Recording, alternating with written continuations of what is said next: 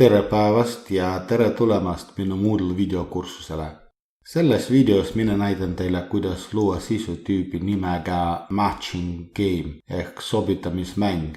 Antud tegevus on väga kasulik sõnade või mõistete õppimiseks.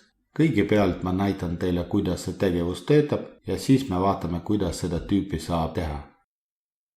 Living room, kitchen, bathroom, dining room, bathroom, living room, dining room, bathroom, bathroom, bathroom. Siin te näete, et kaardi pööramisel mängib heli ja õpilased peavad sobitama 2 kaarti. Nüüd vaatame, kuidas seda ülesannet teha saab.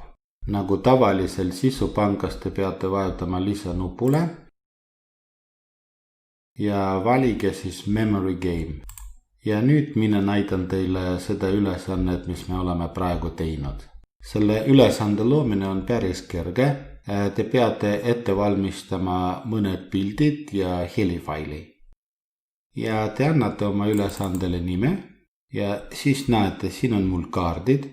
Mul on neid 6 tükki ja siis esimene pilt on siin ja pildi alternatiivtekst on ka siin. Ma tegelikult ei tea, miks me peame seda kirjutama, aga vaadake, see süsteem seda nõuab. Järgmisena tuleb see heliriba, helifail ja siia viimasesse lahtrisse te peate seda sõna kirjutama.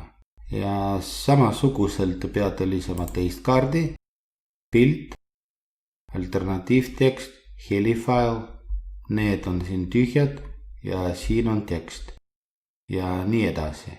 Vaatame siis käitumisseaded. Vaadake siin ise, mis teile sobib.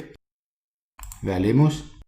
Ja kui te tahate kasutada tausta, siis te peate seda tausta pildi üles otsima ja üles laadima. Ja tegelikult ongi kõik siis salvesta. Ja nüüd me saimegi selle huvitava ülesande kätte. Tänan vaatamast, head aega!